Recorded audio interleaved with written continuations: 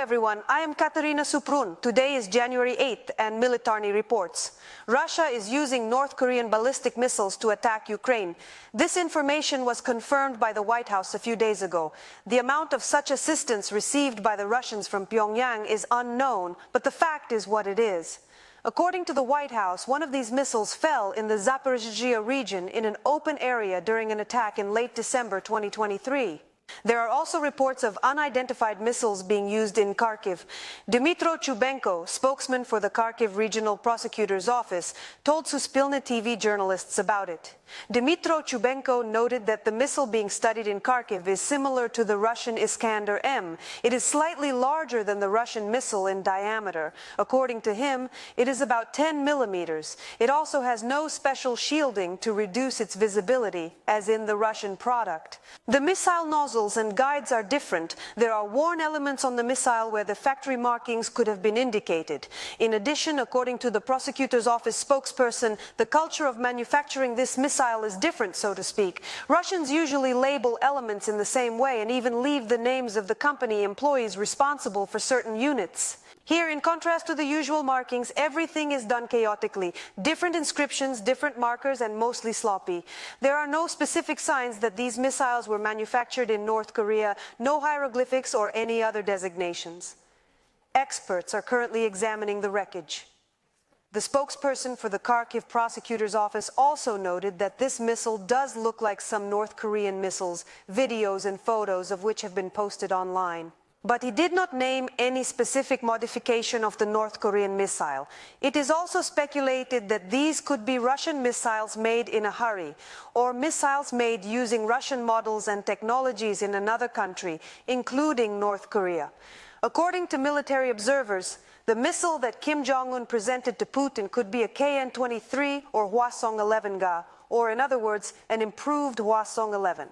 There is practically no information about North Korean weapons because it is a country under lock and key.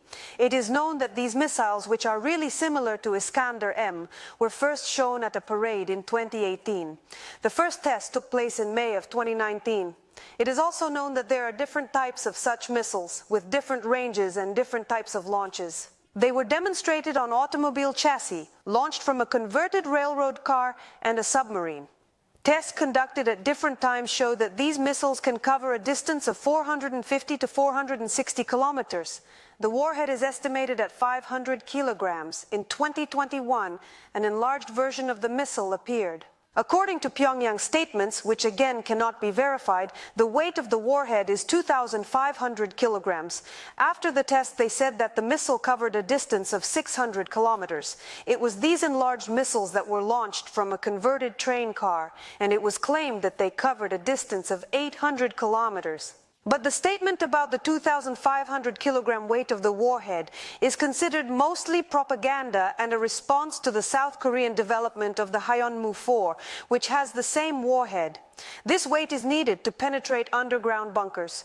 But the arms race between the two Koreas has reached Ukraine.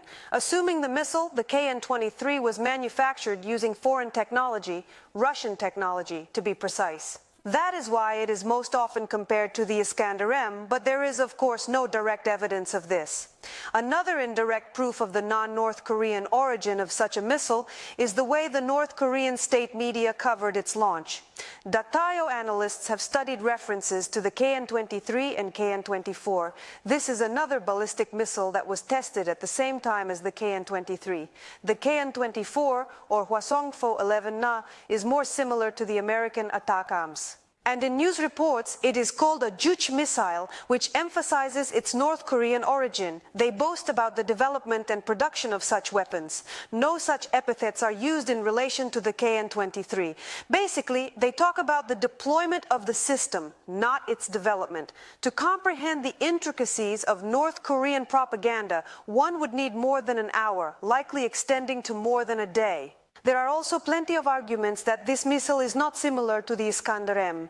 A North Korean missile would have to be much larger, with a difference of about a meter in length. It should also have a larger diameter. Here we recall the words of a spokesperson for the Kharkiv prosecutor's office that the missile under investigation is only a few millimeters larger in diameter. The experts also missed that the KN-23 uses a solid fuel engine, like the Pukguksong-1 missile. Its diameter is 1 meter, while the engine volume of the Iskander-M missile is less than a meter, 920 millimeters. The circular probable deviation of the North Korean missile using satellite navigation is estimated at 100 meters, while using only the inertial system at 200 meters. Military historian Andriy Karuk noted in his blog on Militarny that such a missile cannot hit precise targets, but it is suitable for terrorizing civilians. Of course, we can't say anything for sure, but there is intelligence, visual similarities, and Putin's desire to be friends with Kim Jong-un. The use of such missiles by the Russians significantly increases the burden on Ukrainian air defense. North Korean missiles fly on a quasi-ballistic trajectory, which makes them much more difficult to detect. Ukraine does not have enough missile defense systems that can shoot down such targets. North Korea also supplies the Russians with artillery ammunition of 152 millimeters in caliber. The occupiers complain about their quality. The range of Korean shells differs from one another. In addition, there are low-quality propellant charges, and the shell casings may contain different amounts of gunpowder. The quality of the missiles may not be the best, but this does not reduce their danger to civilians. The UN Security Council will meet on January 10 to discuss North Korea's supply of missiles to Russia. But the UN Security Council cannot allocate missile defense systems for Ukraine, which are a means of countering such missiles. Of course, another means of counteraction could be to destroy the launcher before it is launched. But this is a completely different type of weapon and a completely different type of intelligence. Therefore, do not ignore air raid alerts. Subscribe to Militarny, like our videos, and see you in the next ones.